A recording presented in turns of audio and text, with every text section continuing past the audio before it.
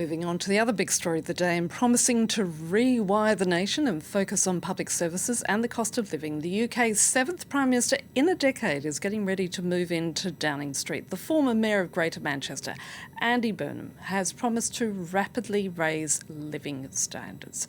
Outgoing Prime Minister Sir Keir Starmer will travel from Downing Street to Buckingham Palace to formally tell King Charles he's resigning. Soon after that, Burnham will go to the palace and ask the monarch to allow him to form a new government.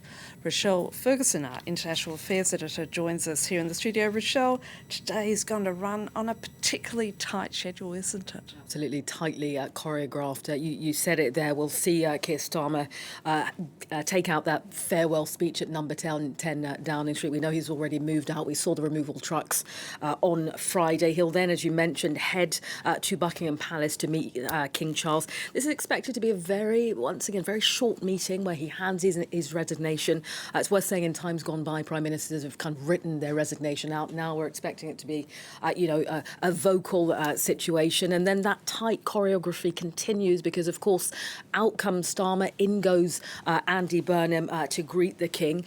And at that point, he's going to be asked to form a government. Now, this whole process is called the kissing of hands. That, again, was in time gone by. We can, imagine that once he, accepts the role and he is officially named Prime Minister under the royal prerogative, that at that point he'll bow, shake hands with the monarch before swiftly leaving the palace there. I remember Gordon Brown at the time saying, this was a very business-like transaction, so they won't be spending hours poring over any conversation because, of course, Andy Burnham will have much more to do. A short drive from the palace back down to Downing Street. He will make his first speech as Prime Minister before disappearing behind that famous black door of number 10 Downing Street to begin busily choosing his cabinet.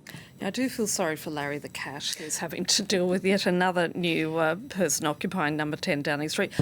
He has a lot in his inbox, doesn't he? So what are we expecting to hear from the new Prime Minister later today? Well, there's so much that we'll need, looking at. But I think, one of the first things will be, as you mentioned, the cost of living. Britain's saying that it is more and more difficult to survive on the salaries that they have with the high price of living. We can expect some very domestic issues.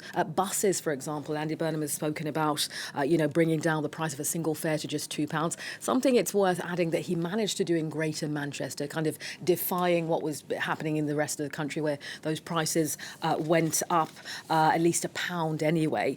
And then from there, we can expect him to, talk a little bit about energy bills, another pressing issues for British people. Look, breathing space is what he said, trying to give British people the means, if you will, to survive in an economy which is difficult. We know the UK economy is not at its best by any means. The IMF has spoken about Britain's need to cut spending. So how does he marry all that, but at the same time offering some solid solutions for Britons? That's what we'll expect in his first speech as Prime Minister at Downing Street later today.